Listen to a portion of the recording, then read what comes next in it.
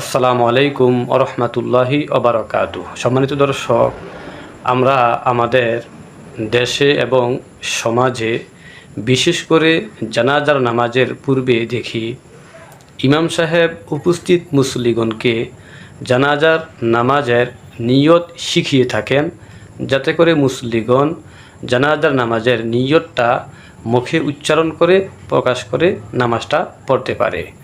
প্রশ্ন হলো, ইবাদতের ক্ষেত্রে যেমন নামাজ, রোজা, হজ, যাকাত, কুরবানি ইত্যাদি, এই ক্ষেত্রে নিয়তটা মুখে উচ্চারণ করে প্রকাশ করাটা কি জরুরি, নাকি শুধু মনে মনে নিয়তটা করলেই চলবে?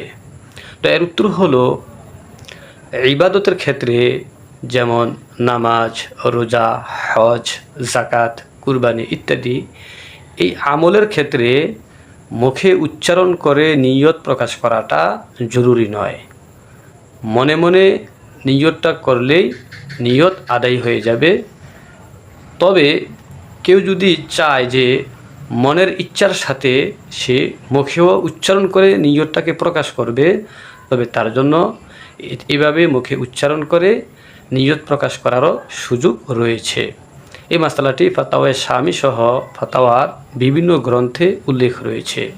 সম্মানিত দর্শক, আমরা এই মাসালাটি শেয়ার করে দিব, যাতে প্রতিটা মুসলমান জানতে পারে যে ইবাদতের ক্ষেত্রে মুখে উচ্চারণ করে নিয়ত প্রকাশ করাটা জরুরি নয়।